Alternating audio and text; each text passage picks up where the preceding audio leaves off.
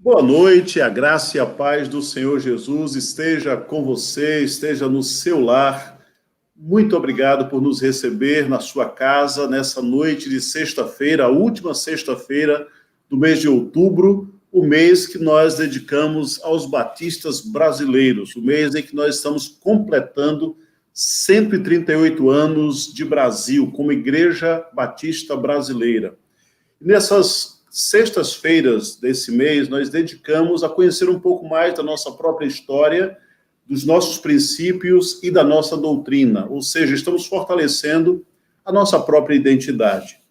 E é uma alegria poder compartilhar com você todo esse conhecimento. Temos escolhido pessoas que representam, muita sabedoria, muito conhecimento acerca do povo batista. Ouvimos o pastor Israel Belo de Azevedo, ouvimos o pastor Edivar Jimenez, como pessoas que representam tanto a história dos batistas como o princípio, falando sobre o princípio da separação entre igreja e Estado, e a irmã Deise, na semana passada, falando-nos sobre princípios batistas também, sobre o trabalho batista aqui no Nordeste, sobre as mulheres, sobre o trabalho feminino, a perspectiva feminina da história dos batistas. E hoje, a Convenção Batista Baiana escolheu para nos falar e fomos abençoados com o ok para o convite, pastor Fausto Aguiar de Vasconcelos, que já foi presidente, é presidente da nossa convenção, pastor da Igreja Batista da Liberdade, em São Paulo, já foi presidente da Aliança Batista Mundial, então, alguém absolutamente digno de nos falar nessa noite. E eu gostaria de dar as boas-vindas ao pastor Fausto e fazer algumas provocações a ele, Os cristãos, eles têm doutrinas em comum, e isso vai desde o católico até o neopentecostal, há coisas em que todos parecem crer da mesma forma. E há características ou doutrinas, crenças pessoais de cada grupo. E os batistas não são diferentes. Nós também temos as nossas doutrinas distintivas, aquilo que nos torna únicos nesse ambiente plural, que é o ambiente cristão e o ambiente evangélico no Brasil. Pastor Fausto, mais uma vez, seja muito bem-vindo. Os batistas baianos agradecem a sua disponibilidade de nos falar nessa noite, e nós gostaríamos de ouvi-lo falar sobre estas doutrinas que são distintivas dos batistas, e para provocar, eu gostaria de saber do senhor o seguinte: o que é um batista? Pastor Fausto, boa noite. Boa noite, colega, pastor Roberto Amorim. Boa noite, toda a liderança da Convenção Batista Baiana. Boa noite a você, meu irmão, minha irmã, que nesta hora, creio que através do YouTube, do Facebook e outras plataformas digitais, está participando, ou talvez você não esteja participando nesta noite, ao vivo, mas esteja vendo alguns dias depois. Então, eu também quero dizer da minha alegria de estar com você aqui, neste instante muito especial, seja nesse instante hoje, ou nesse instante na hora e no dia em que você estiver participando deste programa. Colega Roberto Amorim e eu estávamos conversando há poucos minutos antes de entrarmos no ar, sobre essa questão da posição e da postura de cada batista, por exemplo, diante da sua denominação, da sua igreja, e por que não dizer até mesmo diante das nossas doutrinas e princípios batistas. E ele levantou um questionamento interessante, foi uma pergunta, não questionamento, mas uma pergunta, que se atribuiu e ele ouviu, e eu disse a ele que eu também tinha ouvido a mesma coisa.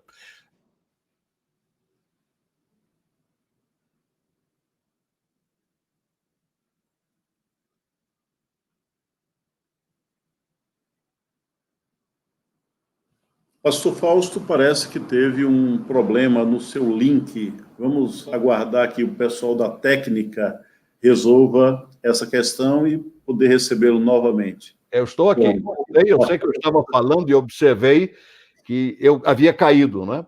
Então, nós, pastor Roberto Amorim e eu, estávamos conversando sobre a frase não há dois batistas iguais, alguma coisa parecida, que ele ouviu atribuído, como eu também já ouvi essa frase atribuída ao doutor João Filson Sorém, como eu estava dizendo, grande líder batista brasileiro de uma outra geração, e não apenas brasileiro, ele foi o primeiro presidente da Aliança Batista Mundial, vindo do hemisfério sul.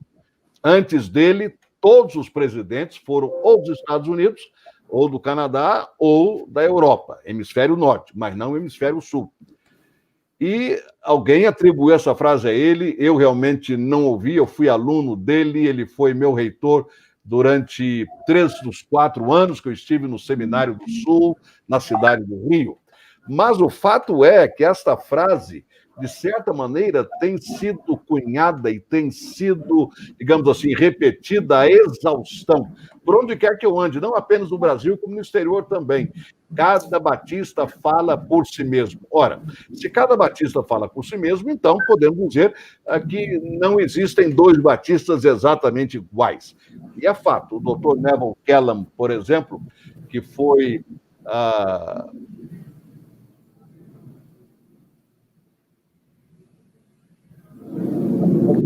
Não sei se eu caí ou não, para mim eu tinha caído. Estou lhe ouvindo. Estou tentando achar aqui. Dr. Neville Kellam, que foi secretário da Aliança Batista Mundial durante 10 anos, e eu estive com ele durante todo esse período, ele está agora aposentado, de volta à Jamaica, de onde ele veio, mas ele sempre dizia isto: rapaz, você não consegue encontrar 2 ou 3 batistas que sejam iguais. Então, de fato, nós temos esta forte ênfase, este forte foco na nossa posição individual.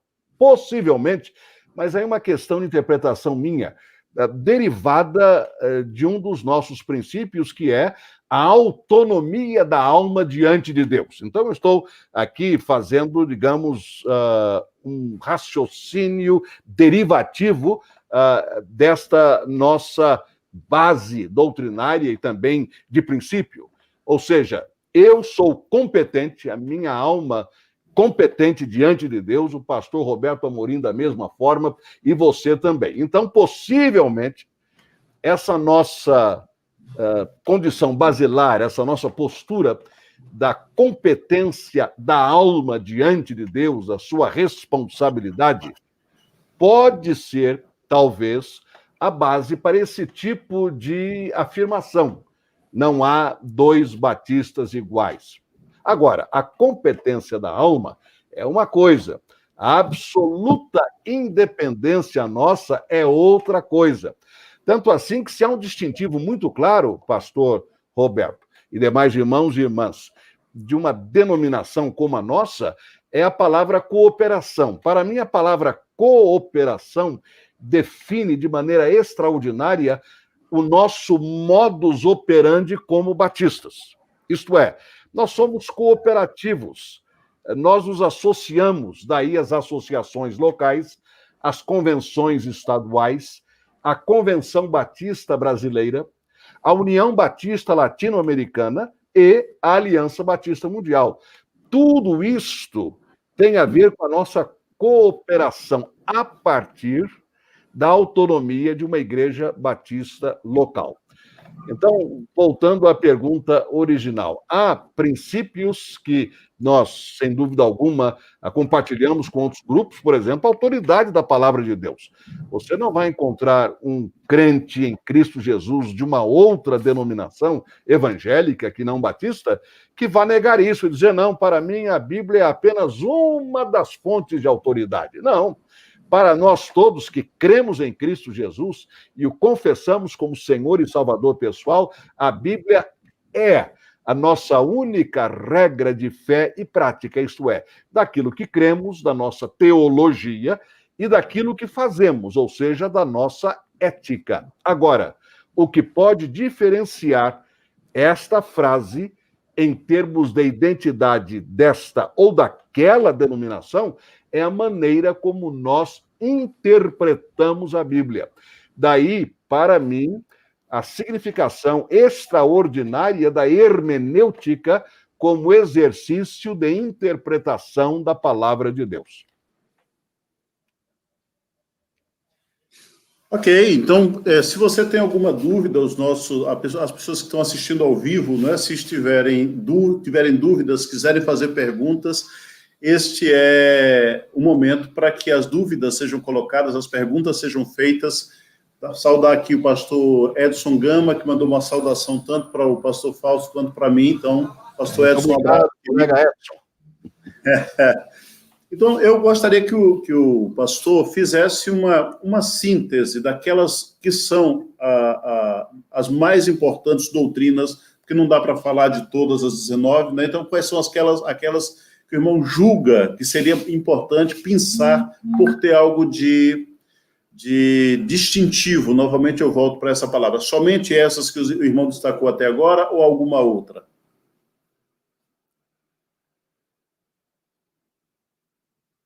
Eu creio que travou.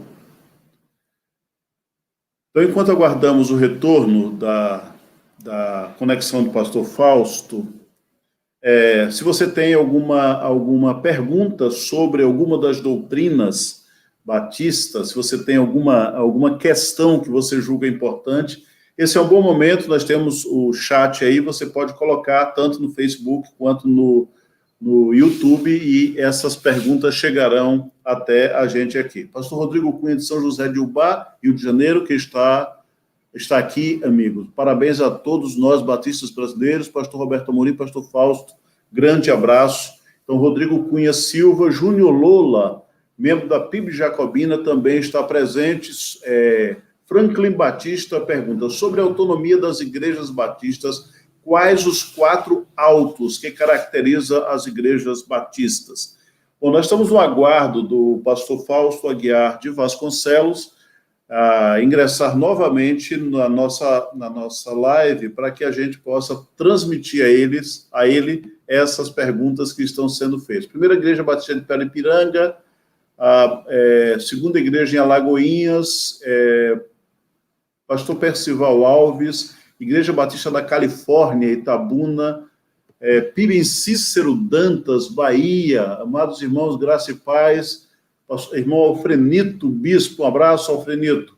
Orlando Lima dos Santos, boa noite a todos, irmãos, graça e paz, é o que diz o Orlando. Patrícia Carvalho, graça e paz, boa noite, PIB em Cícero Dantas. Maria do Carmo, PIB em Cícero Dantas também. Esdras da Lúcia, Ronilda, missionária Ronilda, missionária em Alagoinhas, pastor Samuel também. Sejam muito bem-vindos à nossa live esta noite. Nós estamos com um problema técnico. A entrevista que deve ser feita, a palestra que deve ser feita pelo pastor Fausto, sofreu algum tipo de intervenção, mas ele já está aqui entre nós mais uma vez. Então, pastor Fausto, enquanto o irmão esteve fora, uma questão foi trazida, que é sobre as 4... eu estou tentando achar a pergunta, porque ela caiu de novo. Ok, Franklin Batista. Então, vamos lá. Abílio Dutra, Júnior, Igreja Batista Pampalona, Feira de Santana, um abraço aos irmãos de Pampalona. Igreja Batista Betânia, em Itabuna, Rival de Oliveira Santos, Pibindaiá, em São Paulo. Ok, pastor, estou recebendo a notícia aqui que o pastor Fausto vai entrar pelo celular para resolver essa questão. Davi Pina, nosso gerente de missões, Deus abençoe a vida do Davi, Deus abençoe a vida da Sueli, dos seus filhos. Vamos ver. Agora, vamos. Pastor Fausto, seja mais uma vez bem-vindo. Será que deu? Tecnologia é isso. Deu. Ok. Tecnologia acontece essas coisas. O que eu fiz é o seguinte, eu não consegui continuar no desktop, então eu fui para o celular. Então vamos ver se vai dar certo.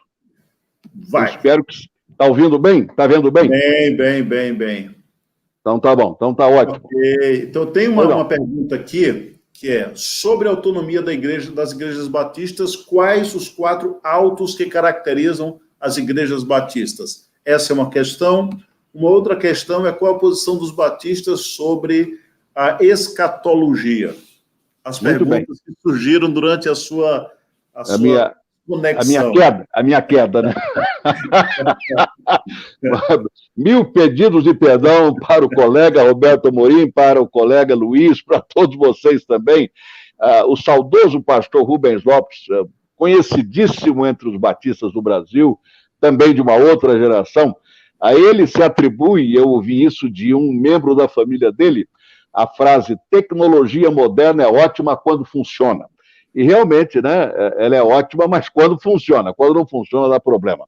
Quando eu caí, vamos assim dizer, eu estava iniciando uma resposta, se você me permite, Luiz, voltar, sobre aqueles distintivos básicos, foi mais ou menos isso que você me perguntou, isso. E eu já tinha diante de mim, e quando eu comecei a passar, eu sofri aquela queda na internet. Dentro de um dos nossos 3 grandes documentos doutrinários da Convenção Batista Brasileira, e eles são Declaração Doutrinária da Convenção Batista Brasileira, Princípios Batistas e Pacto das Igrejas Batistas. Para mim, é sempre ótimo que todo membro de uma igreja batista local conheça estes 3 documentos, porque eles balizam, eles dão para a gente aquela condição de entender a nossa posição doutrinária. Então, na declaração doutrinária da Convenção Batista Brasileira, logo na sua introdução, ela apresenta 6. E a frase que integra esta introdução diz: através dos tempos, os batistas se têm notabilizado pela defesa destes princípios. E então coloca os 6 principais. Primeiro, a aceitação das Escrituras como única regra de fé e conduta.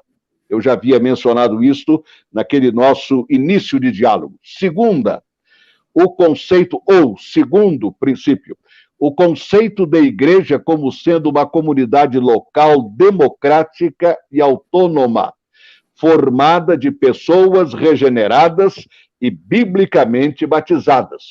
Então, neste aspecto, neste princípio, se encaixa a primeira pergunta, eu creio que você me fez, sobre aqueles 4 conceitos ou 4 pilares. Eu estou familiarizado com 3. Ou seja, a Igreja Batista local, sendo autônoma e democrática, ela é autogovernada, isto é, ela se dirige. Estamos falando de uma igreja constituída.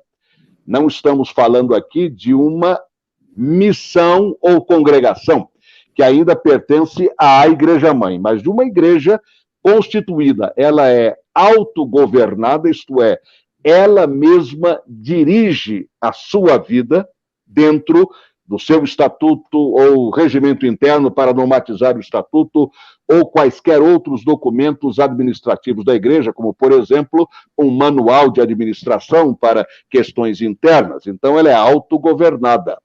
Ela é também autossustentada, ou seja, financeiramente, ela, através dos dízimos e ofertas, a sua própria igreja, os membros da igreja, então, a sustentam. Ela é autossustentada.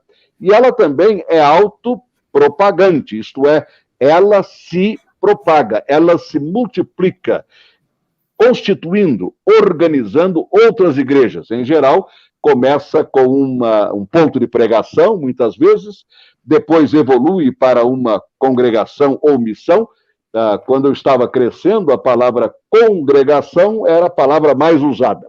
Hoje, as 2 palavras, congregação ou missão, me parecem ser usadas de maneira intercambiável. E depois, ela, então, é constituída mediante o parecer de um concílio de exame do grupo que vai ser constituído como igreja. Então, aquela missão ou congregação é constituída como uma igreja batista local. Por isso, ela é democrática e é autônoma. Terceiro princípio, a separação entre igreja e Estado. Nós nos batemos, isto é, defendemos a igreja livre num Estado laico. Estado laico não quer dizer um Estado ateu. não quer dizer um Estado antirreligioso, não é isso. É um Estado que não vai favorecer nenhuma religião, nem mesmo os evangélicos. Nós temos que ser, nesse aspecto, absolutamente isentos. Nós queremos ser uma igreja livre num Estado laico. Quarto princípio, a absoluta liberdade de consciência. Então, diante de Deus, diante da igreja, diante da sociedade, diante da minha família, eu tenho liberdade de consciência. Por exemplo, quando eu tenho de fazer, ou quando eu vou dirigir uma cerimônia de casamento em que haja um cônjuge, ou futuro cônjuge, que não seja evangélico, vamos assim dizer.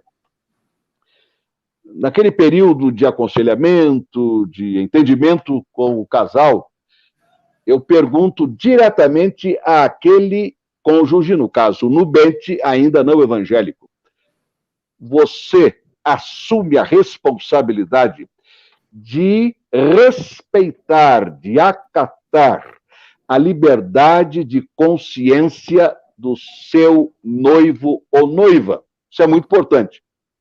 Para mim, isso é importante. Assim como ela ou ele, isto é, aquele nubente que for evangélico, há de respeitar também a consciência religiosa do seu noivo ou noiva e futuro cônjuge. Esta é uma das nossas características, a absoluta liberdade de consciência. Quinto princípio, que tem sido muito claro para o movimento batista: a responsabilidade individual diante de Deus.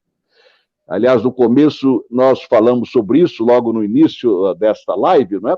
O fato de que há uma autonomia da minha consciência diante de Deus, e eu, então, diante de Deus, eu respondo.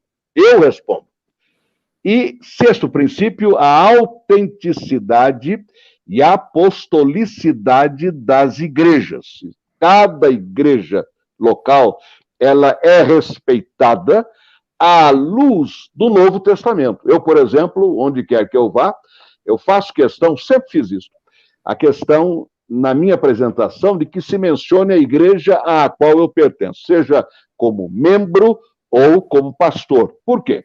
Porque eu faço questão que as pessoas saibam que eu estou ligado diretamente a uma igreja local. Eu não caí de paraquedas, de repente eu caí. Não, nada disso. Atualmente eu sou membro e pastor da Igreja Batista da Liberdade em São Paulo. Então, a apostolicidade e a autenticidade das igrejas, elas estão ligadas também a toda esta história da igreja primitiva. Então, nós temos esta consciência e, para nós, trata-se de um princípio batista. Então, estes são os 6 princípios principais que estão alinhavados, elencados, na introdução da Declaração Doutrinária da Convenção Batista Brasileira. Havia uma outra pergunta que você fez também.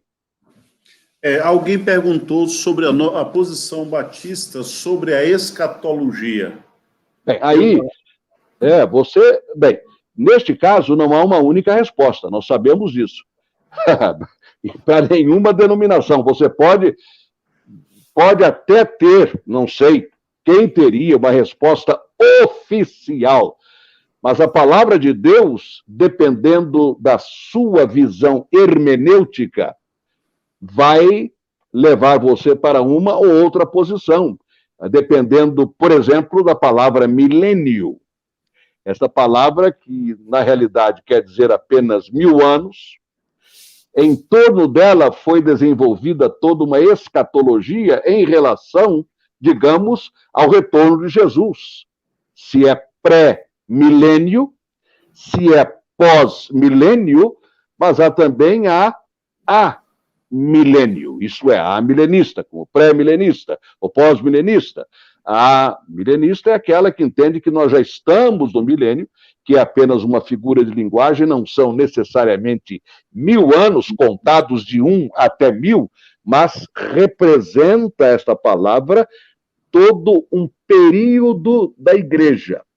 Conversava certa ocasião com um grande teólogo batista sobre este assunto. E ele me disse, olha, eu não sou nem pré, eu não sou nem a, e eu não sou pós. Eu sou pró-milenista. Eu disse, o que é isso? Eu sou a favor do milênio, independentemente da sua posição, entendeu? Conversava com outro professor, teólogo batista da Holanda, foi meu professor dos estudos dos Estados Unidos há muitos anos atrás, e ele dizia o seguinte, a Bíblia apresenta dois tipos de crente, o vivo e o morto.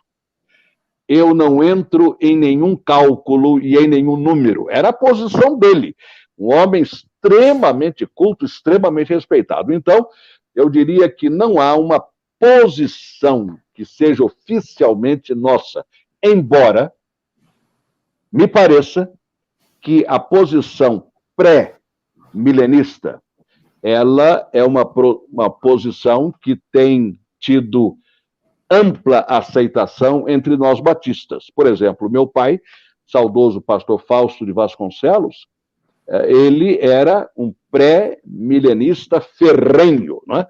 Usa uma palavra que ele gostava muito de usar. Muito bem. Ele era, muito bem. E eu creio que, de um modo geral, dos que eu conheço, dos batistas que eu conheço, inclusive colegas, há uma forte tendência ou ênfase a essa posição.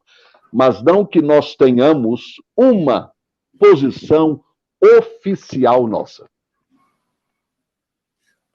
O Rodrigo Cunha Silva diz, gostaria de saber se nós batistas brasileiros da CBB estamos prontos para estes novos tempos, onde fala-se tanto em evangelho inclusivo, aspas dele, e como precisaremos nos posicionar diante de tantas mudanças.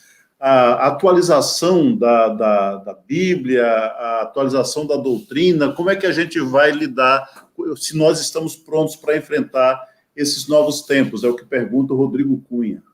Bem, a todo e qualquer enfrentamento de qualquer questão, particularmente as questões mais críticas, mais cruciais, tudo isto leva um bom tempo. Você tem um período em que haverá enfrentamentos. Quando eu digo enfrentamento, não é batalha, não. Eu digo em termos de administração daquela situação, ou de reflexão, vamos colocar assim, mas em termos individuais, locais, isto durante algum tempo, até que se torne, digamos, uma discussão e depois se torne um consenso. Tudo isto leva muito tempo, muito tempo. Agora, a chave para tudo isso está na hermenêutica, isto é, na interpretação da palavra de Deus. Eu tive um professor nesta área de hermenêutica que dizia o seguinte, a hermenêutica nada mais é do que o nosso esforço para construir uma ponte entre o então e o agora, isto é, a Bíblia então e a Bíblia agora. Então, este esforço é a hermenêutica, é a ponte. E este meu professor dizia também o seguinte, quando você vai estudar um texto bíblico, digamos, para um estudo bíblico, para um sermão, você tem de ter a honestidade espiritual e intelectual para estudar aquela passagem, aquele texto, dentro do seu contexto. Muitas vezes eu ouço a palavra contextualização como sinônimo de contemporização, mas, para mim, é uma questão agora minha, pessoal, a contextualização é o seu esforço para entender aquele texto no contexto dele.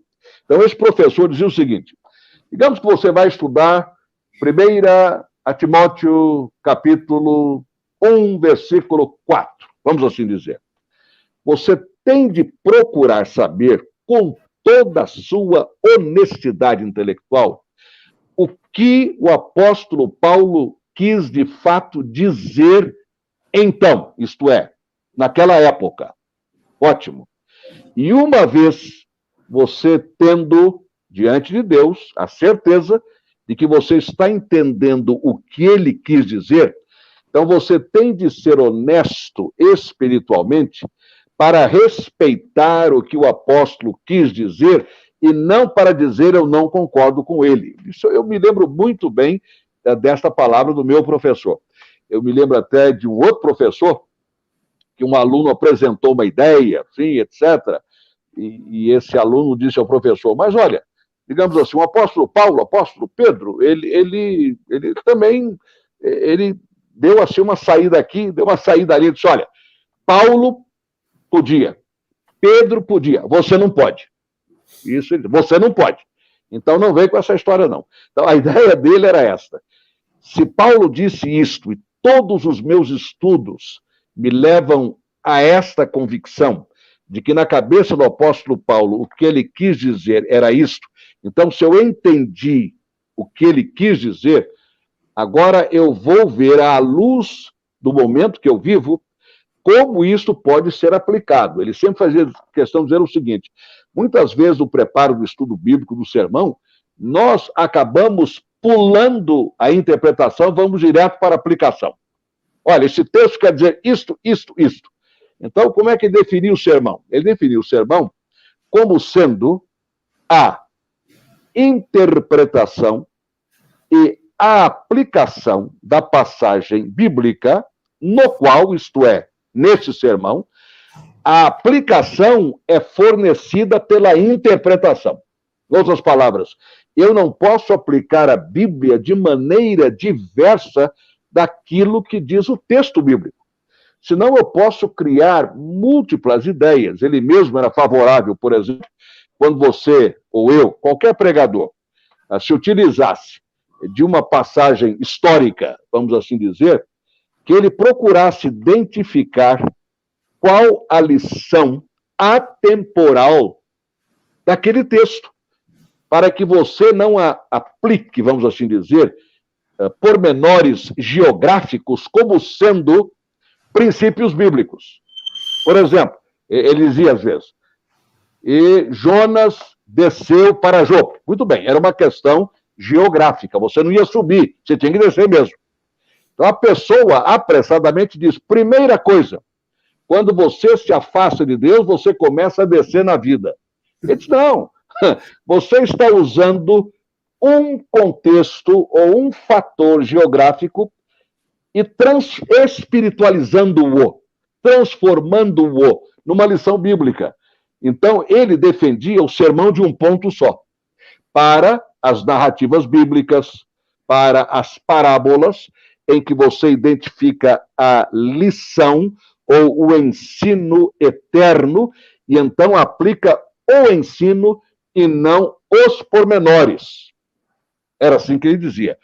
Portanto, a hermenêutica, voltando à pergunta, é que nos leva ao estudo muito detalhado, muito cuidadoso para a identificação do pensamento do autor. Isto é, eu vou entrar na cabeça do autor bíblico para entender o que ele, de fato, estava querendo dizer. E aí sim, vem o exercício de trazer para hoje.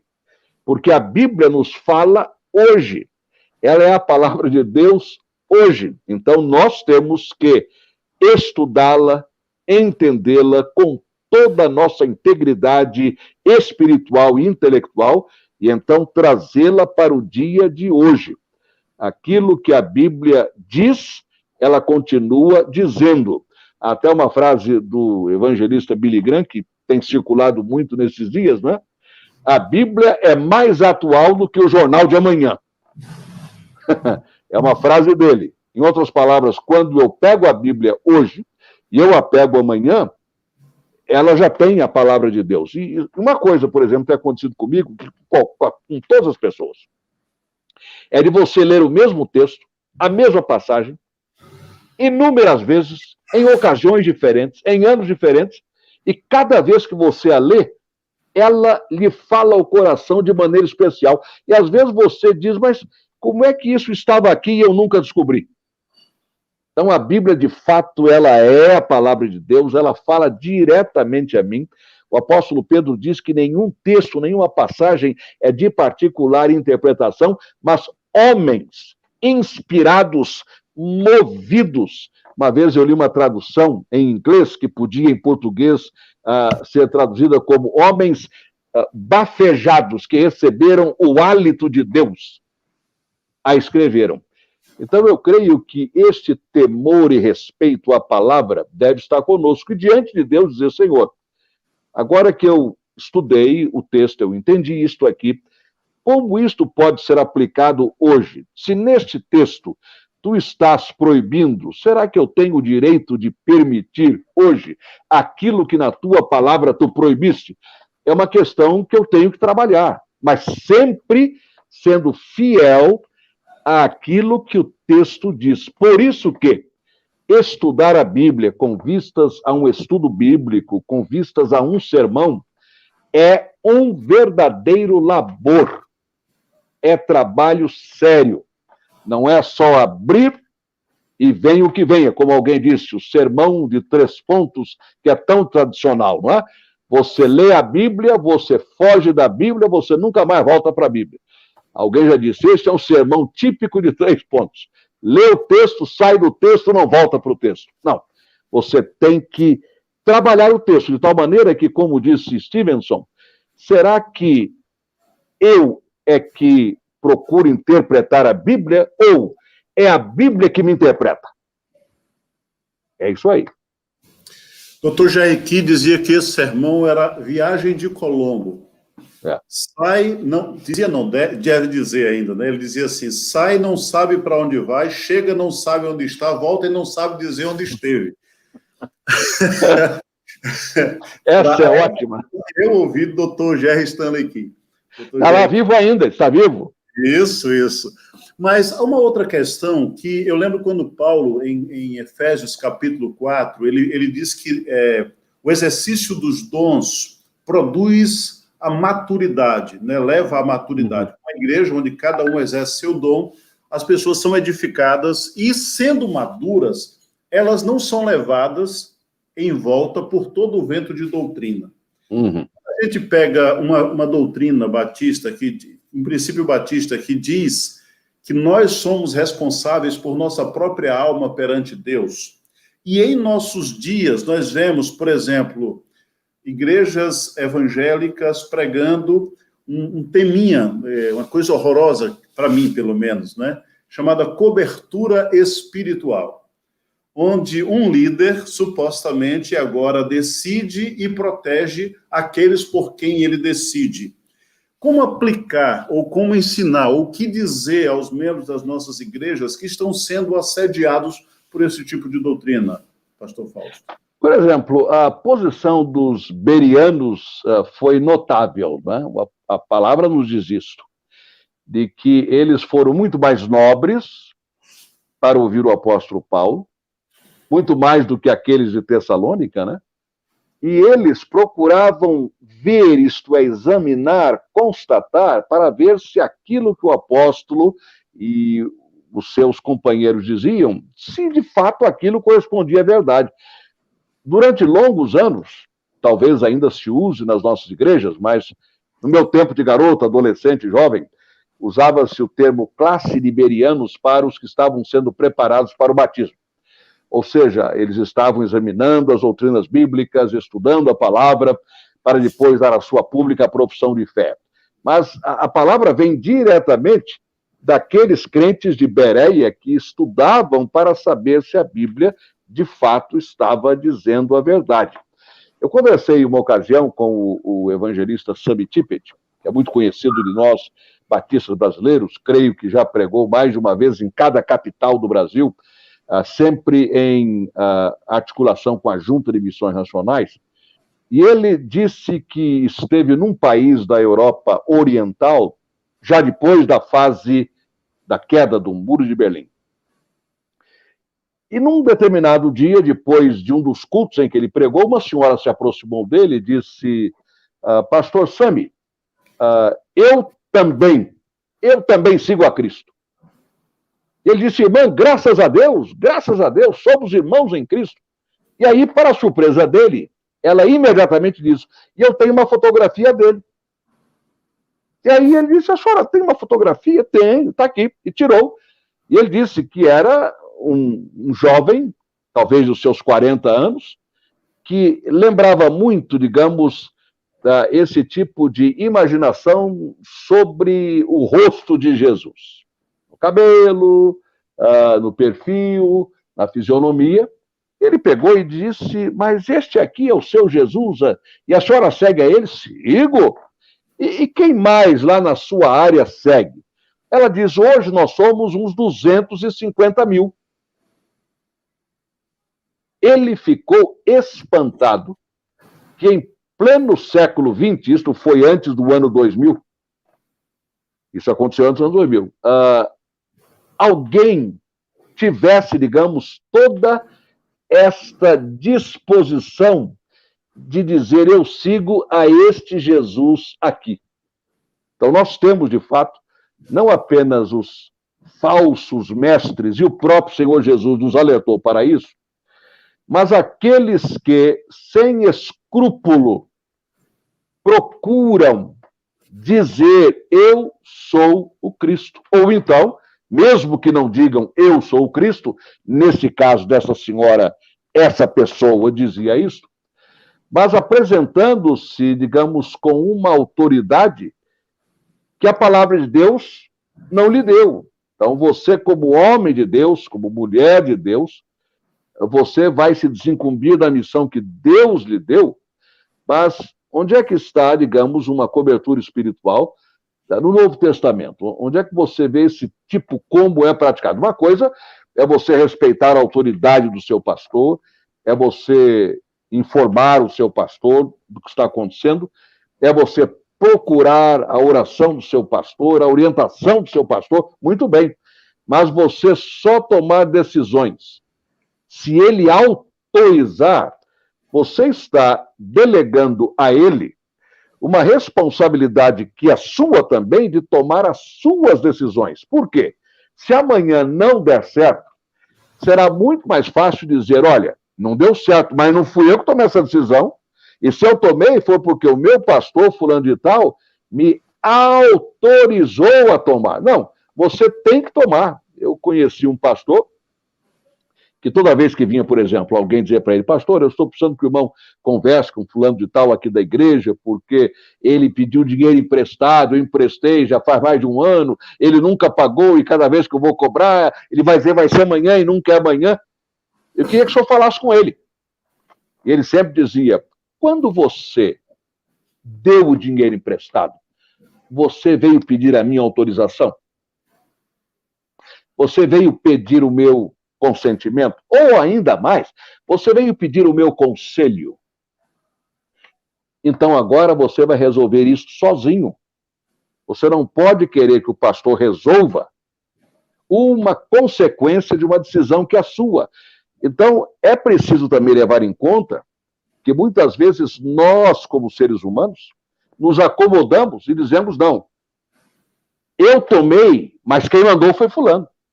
Eu tomei, mas quem autorizou foi fulano. Eu tomei essa decisão, mas quem de fato me deu todo o incentivo foi Beltrano. Então, ele ou ela tem de responder também, não. Eu respondo pelas minhas decisões, você responde pelas suas decisões, e mesmo quando eu procuro, digamos, o Roberto Amorim, pastor, me ajuda com esse problema aqui, eu preciso do seu aconselhamento, a sua opinião. Depois de eu ouvir tudo, eu é que vou tomar a decisão. Se eu quiser, na minha decisão, trazer a opinião do pastor Roberto, o conselho do pastor Roberto, a sugestão do pastor Roberto, eu posso fazê-lo, mas é minha decisão. Então, que a chamada cobertura espiritual, primeiro, tenha a base bíblica, esse é número 1. Segundo, que não seja usada para que a pessoa se exima da sua responsabilidade. A decisão é dela, ela tem que assumir as consequências, sejam quais forem. Se forem ótimas, ótimas. Se forem péssimas, muito bem, vamos ter que assumir. Nós não podemos ficar, como muitas vezes acontece, com a glória da vitória, embora outros tenham ajudado, mas dando ao outro o ônus da derrota. Não. Eu devo assumir a minha vitória e a minha derrota. Para mim, é uma questão também de responsabilidade diante de Deus. Tudo quanto vier às tuas mãos para fazer, faze-o conforme as tuas forças. Nem além, nem aquém, mas no melhor das minhas forças. Que eu procure conselhos, por que não? A palavra diz que na multidão de conselheiros há vitória. Na multidão de conselheiros há sabedoria. Claro que há. Então eu quero essa multidão de conselheiros. Mas uma vez ouvidos os conselheiros, a decisão será minha e a responsabilidade será minha. O bônus será meu. E o ônus também será meu. Não apenas o filé mignon, mas o osso que vem com ele. Batistas, calvinistas ou arminianos? A nossa declaração doutrinária, ela, sabemos isso, tem sido muito discutido e até questionado, que nós deveríamos revê-la e numa revisão fazer uma opção, mas ela traz os dois lados da questão. E nós sabemos que a própria palavra de Deus, ela contém textos que podem levar você para uma posição e podem levar você para outra posição. Não há dúvida alguma sobre isso. Dr. Rodney Wolford, eu não sei se você chegou a ser aluno dele, foi? Lá no Seminário do Sul? Não. Não. Era missionário da Junta de Richmond, né? E durante 40 anos lecionou no Seminário do Sul, mas você é bem mais novo que eu. Então, naturalmente, eu o peguei como meu professor de Novo Testamento, teologia do Novo Testamento. E certa ocasião, discutindo a questão de soteriologia, ele foi para o quadro negro. Isto foi em 1969, então lá se vão 51 anos. Mas ficou dentro de mim. Ele colocou duas linhas, ele fez, na realidade, o desenho de uma linha de ferro, isto é, de estrada de ferro. Aqui, outra barra aqui, e as cancelas aqui. Muito bem. As bitolas aqui, por exemplo. Tudo aqui. E disse, aqui está a linha de trem da salvação. Lá em cima ele colocou salvação. Em cima, ou no topo, deste lado aqui, ele colocou livre-arbítrio. Deste outro lado, ele colocou vontade de Deus. Ou escolha de Deus, ou predestinação. Muito bem. Ele disse, o trem da salvação tem de caminhar em cima dos dois trilhos ou ele vai descarrilar. Isso nunca saiu dentro de mim. Eu estou lidando com uma questão teológica onde os dois trilhos estão presentes de maneira concomitante, simultânea, e eu devo aceitar isto.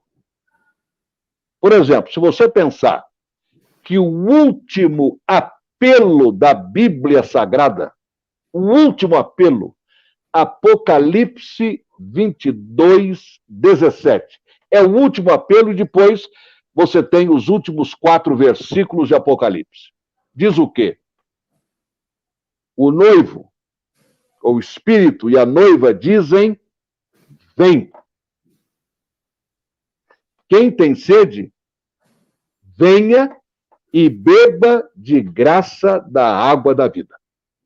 É o último apelo, vai direto à vontade do ser humano. Você quer Cristo? Venha. Você quer a salvação? Venha. Pronto. Agora, se este querer, ele veio como absoluta expressão do seu livre-arbítrio, muito bem. Se este querer veio como uma ação do Espírito Santo a partir de um plano de Deus antes da fundação do mundo, muito bem. A Bíblia não fechou a questão, mas uma coisa eu sei, quem quiser que venha e beba desta água da vida. Então eu creio que nós muitas vezes vamos, talvez, gastar um tempo enorme discutindo as duas posições E daqui a 10 anos, quando nos encontrarmos, vamos continuar discutindo as duas posições. E eu pergunto, nesse meio tempo, nós temos saído para testemunhar de Jesus? Porque Jesus disse, vocês serão minhas testemunhas. Ele não disse que eu vou persuadir, é o Espírito Santo que faz. Ele não disse que eu vou julgar, porque eu não sou juiz, eu sou testemunha. Então, muitas vezes eu passo horas discutindo, horas pensando, horas refletindo sobre isso. Onde está a verdade? É aqui, é ali, é ali, é aqui. Mas e o que eu estou fazendo com a minha missão que foi dada por Jesus? Você tem grandes evangelistas que foram, por exemplo, calvinistas. Um deles nós conhecemos demais, o saudoso pastor Davi Gomes. Davi Gomes me disse, quantas vezes nós conversamos, mas muitas vezes, ele diz, Fausto, o Reis Pereira diz que eu sou mais calvinista do que o Calvino. Isso ele me disse várias vezes. Ele era calvinista mesmo, mas era um evangelista apaixonado. Apaixonado.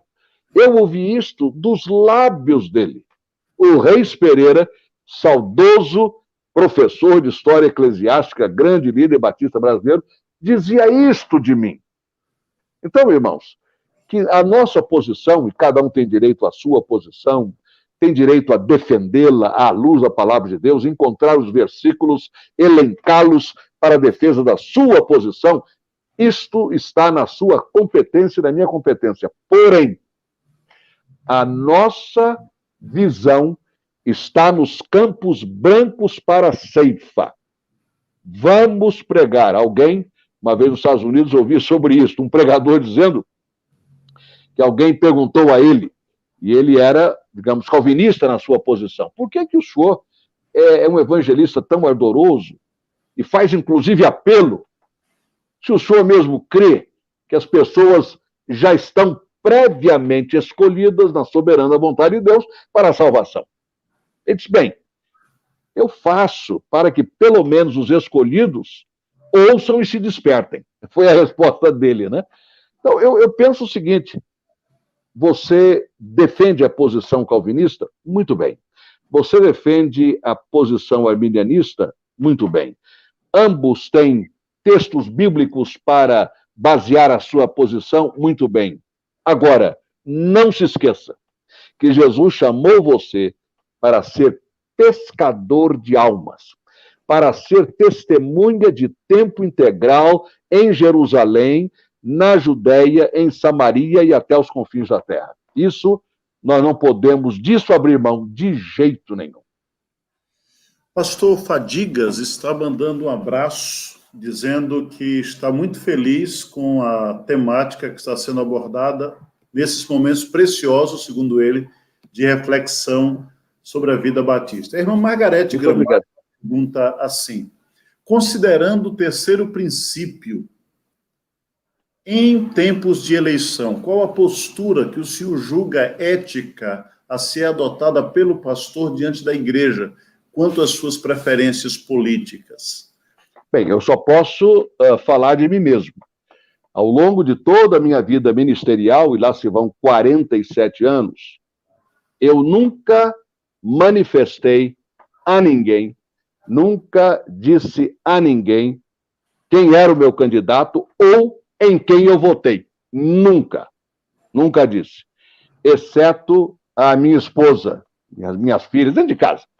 Mas, como pastor, não. Do púlpito da igreja, jamais. Eu entendo, colega Roberto, e também demais irmãos e irmãs que estão conosco nesta live, que há membros de nossas igrejas e de outras igrejas evangélicas que têm vocação política. Eu encorajo, eu estimulo essa vocação. Conversava na semana passada com um crente de uma de nossas igrejas batistas aqui em São Paulo, que é um dos vários vereadores, um dos vários candidatos a vereador da eleição aqui em São Paulo. Nesta semana, no início desta semana, tive uma sala Zoom com um membro da igreja, da minha igreja, que trouxe para conversar comigo um candidato igualmente evangélico, não batista, a vereador. Conversamos durante 1h30. E eu, quando converso com eles, eu converso e eu digo o que eu estou dizendo agora. Se o irmão ou se a irmã tem esta vocação política, se sente que Deus lhe está convocando para ser um vereador de Cristo, um deputado de Cristo, um senador de Cristo, um prefeito de Cristo, nós temos atletas de Cristo, por que não podemos ter políticos de Cristo? Isto é, que representem o evangelho, a causa, do ponto de vista da fé, com a sua honestidade, com a sua integridade, por que não? Agora, eu sempre digo o seguinte, e disse esta semana para este candidato aqui em São Paulo, como tenho dito a todos eles, você, meu irmão, está procurando um mandato, caiu aqui meu celular, você está procurando um mandato. Bas, caiu não apenas o aparelho, mas caiu também a conexão. Nós estamos chegando ao final da live, mas ainda vamos ouvir por mais uns 5 ou 7 minutos o pastor Fausto Aguiar de Vasconcelos. É verdade, Davi, eu conversei com você e eu lembro realmente do sermão pregado, e disse isso a ele em off, o sermão pregado por ele em fevereiro de 1987, quando ele falava, o pastor Fausto falava sobre o evangelista Billy Sunday. O pastor Jeremias também diz que teve essa discussão com o pastor Davi Gomes. Davi Gomes é, sem dúvida, um dos homens mais santos que eu tive o privilégio de conhecer. Um outro homem santo, era o professor também do Seminário do Sul, Elmar Camilo dos Santos. Pastor Elmar era dessas pessoas que a vida nos dá o presente de conhecer. Pastor Fausto, pode continuar. Caiu não apenas o aparelho, mas também a conexão. Muito bem. Então, o que acontece é o seguinte, eu disse a ele, o senhor, o irmão, está procurando um mandato. E este mandato lhe vai ser dado por eleitores, e se o senhor tiver o número mínimo exigido, o senhor vai ser eleito, se não vai ser eleito o primeiro suplente, segundo suplente, seja o que for. Muito bem. O mandato vem do povo. Agora, além deste mandato que o povo vai lhe dar, Deus vai lhe dar como mandato um mandado, isto é, uma missão, uma responsabilidade. Então, não pense em 4 anos. Pense numa missão durante 4 anos. O senhor não representa apenas aqueles que o elegeram, o senhor há de representar o Cristo que habita o senhor e que está lhe dando esta responsabilidade, este privilégio. Então, eu pessoalmente encorajo, mas no púlpito da igreja, não. Eu tenho dito repetidas vezes, em Copacabana, quando fui pastor lá no início do meu ministério, em 1973, depois da primeira Igreja Batista do Rio e agora na Igreja Batista da Liberdade, que para mim os cultos de uma igreja não podem ser usados como instrumento político, deve ser o santuário da igreja, deve ser um lugar neutro politicamente falando, para que pessoas de todos os partidos cultuem a Deus em espírito e verdade. A igreja não pode ser marcada por ninguém como sendo deste ou daquele partido. Quando eu estava no pastorado da primeira Igreja Batista do Rio, recebi de um deputado batista uma consulta se eu poderia realizar um culto de ação de graças pela eleição dele. Era o que ele queria, vinha orando, Deus lhe deu, através do povo, o mandato, ele queria agradecer a Deus. Eu disse, irmão, eu não vou fazer isso. Mas, pastor, não. Mas eu vou fazer. Mas que contradição é essa? Eu digo, eu não vou fazer para uma pessoa. Se o irmão quiser, eu quero que todos os eleitos evangélicos sejam trazidos aqui, sejam convidados, o culto será prestado a Deus como gratidão pelo mandato de cada um deles. mas eu não quero esta igreja identificada com um partido ou com uma pessoa, em hipótese alguma. Então, a minha visão é que o crente, individualmente, se ele tem vocação política, siga em frente, meu irmão.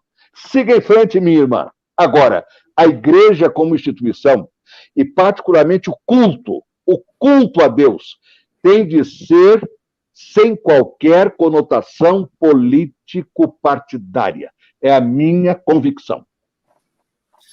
Pastor Fausto, a nossa live passou muito rápido, é o que o pessoal está dizendo aqui, mas nós temos um compromisso com o irmão, né, convidamos para 1 hora, queremos honrar essa nossa palavra. Muito obrigado. Uma palavra também para os aqueles que estão nos assistindo, tanto agora quanto aqueles que assistirão depois. A nossa maior fraqueza é a nossa fonte de força maior. Muitos reclamam, né, da autonomia da igreja local, de não ter um poder centralizado para que a gente pudesse avançar, porque é isso que alguns têm visto na prática acontecer. Igrejas que funcionam como monarquias, elas tendem a ocupar, inclusive, o poder político. Mas essa nossa característica, né, como reconhecimento da igreja autônoma, e aí eu queria fazer uma última pergunta e já lhe deixar livre também para fazer a sua despedida, é que hoje no nosso meio batista tem acontecido muito de igrejas não concederem mais autonomia às suas congregações, mesmo quando elas são alto, criando uma espécie de filiais, ou espécies de filiais. A mim me soa como algo estranho ao ser batista, considerando os nossos princípios, né? Então eu queria que o senhor falasse sobre isso, sobre a nossa maior fraqueza, aquilo que muitos reclamam, que é essa autonomia, essa descentralização, podendo ser ao mesmo tempo nossa fonte de força. E aproveito já para lhe agradecer por ter aceito o convite e o senhor, como nosso convidado, deixar uma palavra aos nossos ouvintes. Sem dúvida alguma, colega Roberto e demais irmãos e irmãs. Notem bem, se você pensar, e agora sem pensar em doutrina, denominação, nada disso. Em geral, a nossa maior virtude pode ser também o nosso maior defeito, dependendo do momento. Dependendo do momento. Por exemplo, a pessoa calma nas lutas, ela pode ser chamada de lerda em outros momentos. Aquele que é afoito, corajoso, determinado em momentos de incerteza, pode ser chamado de um irresponsável em outros momentos. É a mesma virtude vista do outro lado. Então isso acontece com todos nós. Então aquilo que é o nosso ponto forte pode ser ao mesmo tempo o nosso ponto fraco, dependendo da circunstância. Não tem jeito, não é? A pessoa que é tão liberal financeiramente, ela amanhã ela pode ser vista exatamente o contrário, como alguém que está segurando dinheiro porque não foi convencida a dar, então não tem jeito. De fato, o que o colega levanta é verdade. Nós temos como grande força a nossa cooperação, que permite que as igrejas batistas autônomas se associem, cooperem umas com as outras, até porque, e é importante isto, a autonomia não é isolamento. Esse é ponto número 1. Não é porque a igreja é autônoma que ela vai viver de maneira isolada. Como também autonomia não quer dizer isolacionismo, ou seja, uma filosofia ou postura de abordagem de igreja. Não apenas isolada, mas eu defendo que cada um se vire e faça o que quiser. Em absoluto. A autonomia diz respeito ao nosso governo, ao nosso sustento, à nossa capacidade de reprodução como igreja, porque igreja é que reproduz igreja é que multiplica. Aliás, um dos pontos de missões nacionais deste ano foi isso. Eu multiplico. Porque ele me amou, eu amo, eu contribuo, eu evangelizo, eu oro, eu multiplico. Não apenas procurando ganhar almas para Jesus, mas como igreja multiplicando também. Então, de fato, isso pode acontecer. É evidente que, dentro da história nossa como batistas, a multiplicação de igrejas tem sido uma norma. Toda igreja quer plantar igrejas. Ela não quer concentrar todo mundo aqui, até porque você sabe que depois de um determinado número de pessoas, você acaba não tendo mais condições de ministrar a essas pessoas.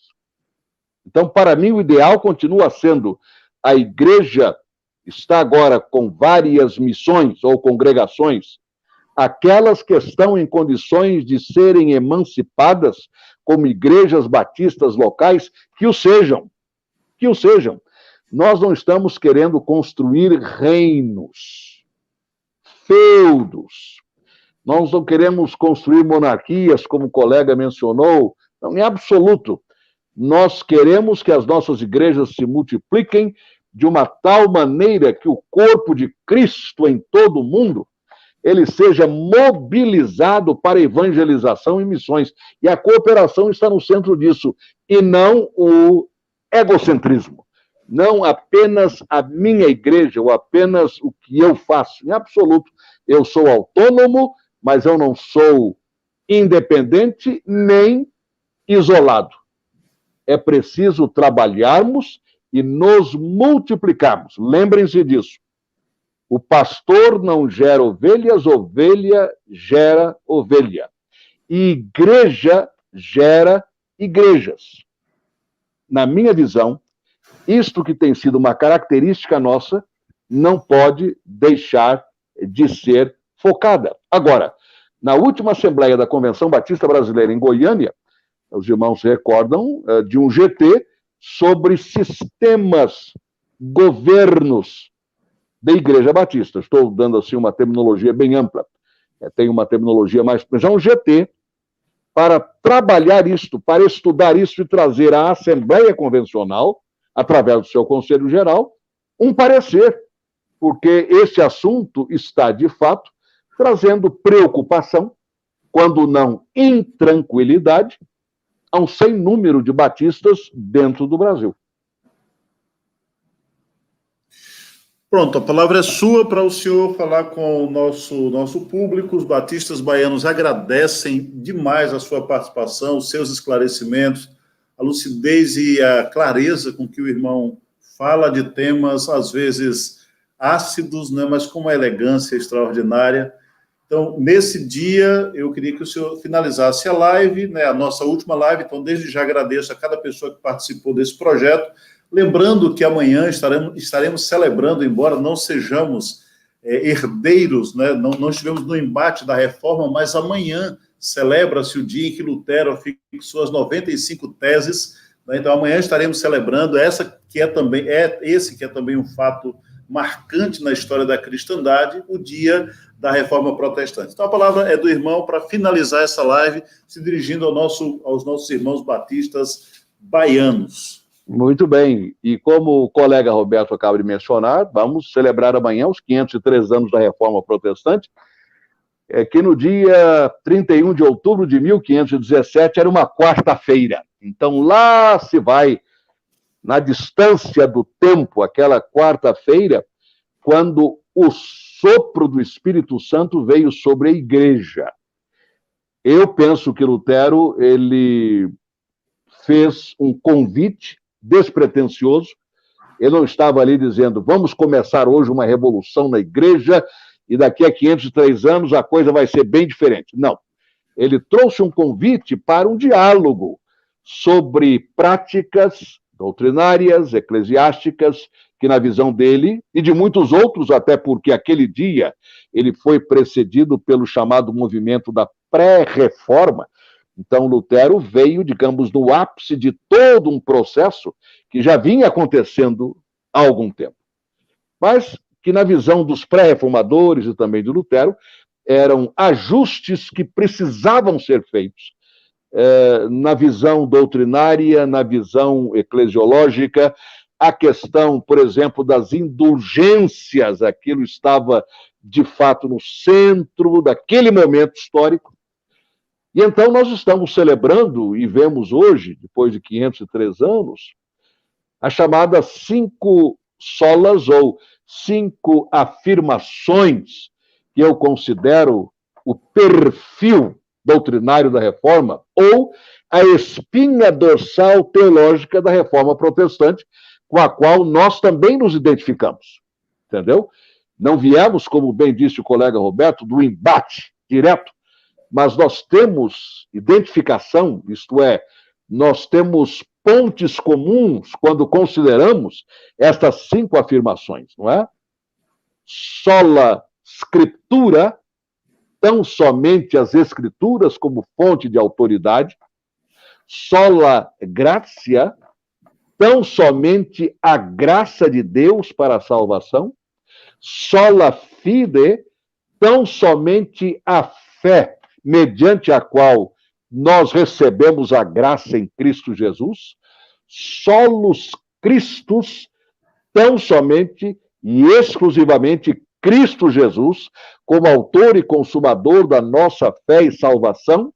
E soli Deo Gloria, tão somente tudo para a glória de Deus. Então, estas 5 afirmações, eu ainda disse isso à minha igreja no domingo passado, não são 5 frases de efeito da reforma. Alguém pode pensar, bem, isso é um bom marketing. Não, não tem nada a ver com marketing, não tem nada a ver com frase de efeito.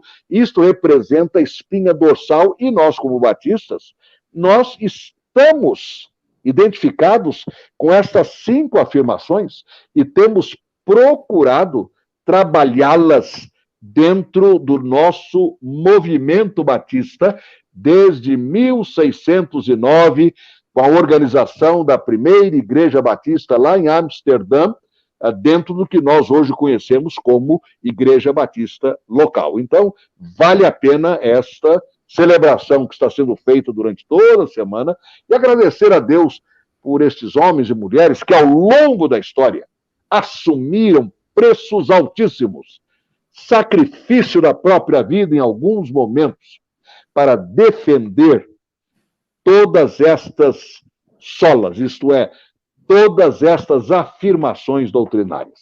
Eu me sinto muito feliz, colega Roberto, com a oportunidade de ter estado aqui durante esta live. Foi muito bom, porque cada vez que a gente participa de uma live, a gente também vai checando os próprios pensamentos, as próprias convicções, e às vezes vai ajustando aqui e acolá, fazendo o que um amigo meu sempre chama de sintonia fina, não é? Eu sou muito grato à Convenção Batista Baiana, em toda a sua liderança, ao colega em particular. A sua moderação desta live foi ótima, excelente para mim, foi uma grande experiência. A você, meu irmão e minha irmã, que é cooperante com a Convenção Batista Baiana.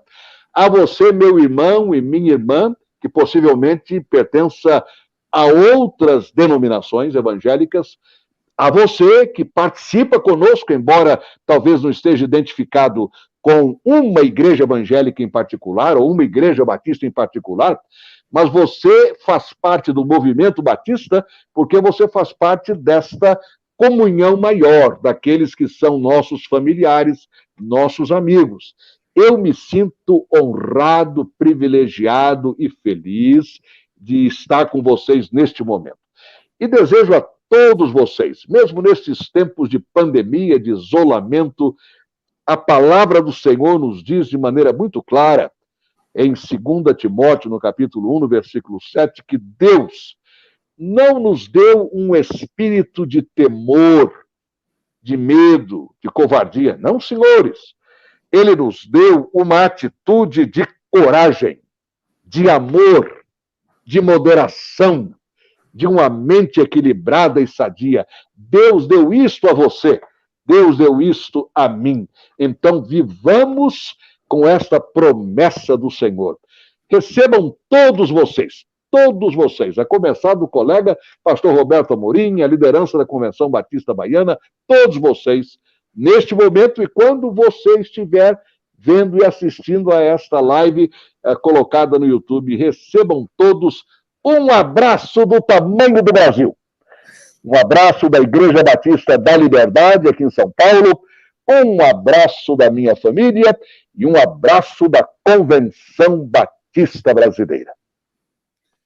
Boa noite a todos. Até a próxima oportunidade em que faremos outras atividades semelhantes a essa. Boa noite. Pastor Fausto, mais uma vez, muitíssimo obrigado. E se você puder repetir essa live para outras pessoas, né? Faça a divulgação para que outras pessoas tenham acesso a esse conteúdo. Paz de Cristo para todos nós. Amém, amém.